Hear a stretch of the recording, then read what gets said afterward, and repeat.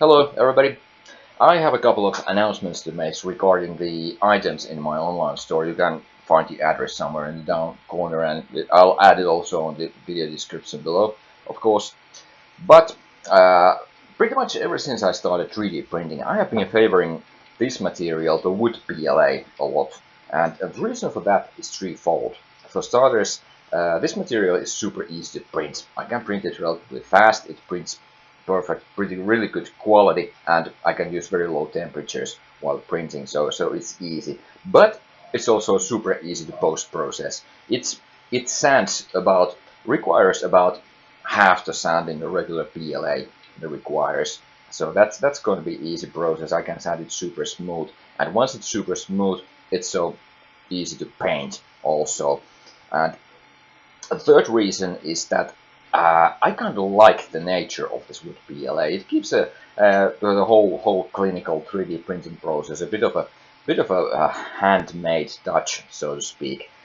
But as it turns out, I'm pretty much the only one who fancies this material. So from now on, I'm moving the Wood PLA into more special projects, and instead I'm offering these 3D printed props in PLA Plus. And PLA Plus, this is, well, it prints alright. It requires a bit more sanding than the Wood PLA, but it's I was really amazed how strong this material is. You could probably do some stunt fighting or sparring with these with these now. It's so durable and strong material. It's also quite a lot cheaper than the Wood PLA, so I have started adjusting the prices of these items in my store already. And of course, you can still order these kits with fully finished paint and assembly and all the details too. But these are going to be just a little bit more expensive than they used to be, because the PLA Plus requires a bit more sanding and post-processing. Either way. And that leads me into the other topic of this video. If you have by any chance stumbled on my website and online store, you have noticed that I have arranged all my products into different series, but I think these series are now a bit, they are getting a bit obscure, because the names of the series are not telling enough what the product line actually is. So I have now rearranged everything so that swords can be found under the swords category, and sabers are under the saber category, and other props are on under their own category. So I'm hoping that will be a little bit easier to navigate from now on.